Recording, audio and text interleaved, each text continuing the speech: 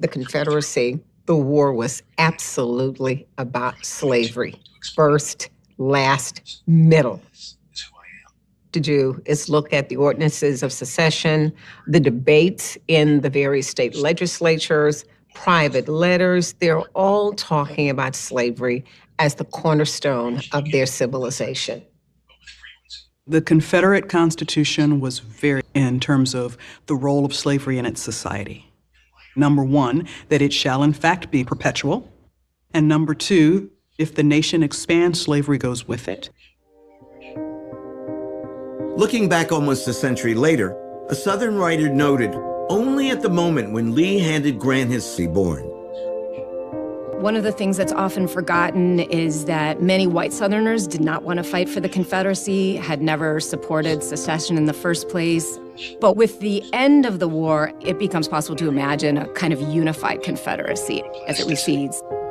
The Confederacy in many ways has had far more of an active life after Appomattox than it did before. After Appomattox, it was just a fantasy. It was a dream of what that nation could have been.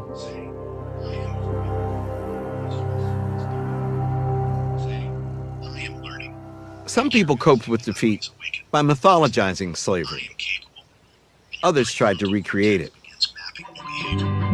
In November of 1865, the government that Andrew Johnson had set up in Mississippi passed a set of oppressive laws that applied only to African Americans.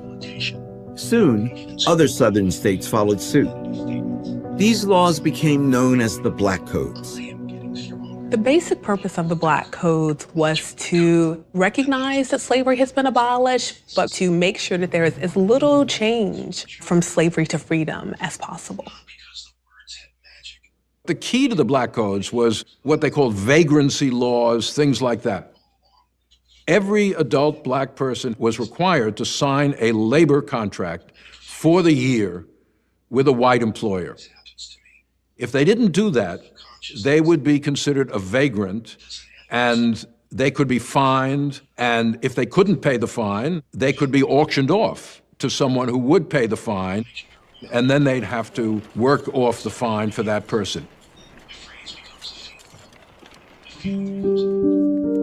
What's even worse than being arrested if you don't have a job is having your children taken away.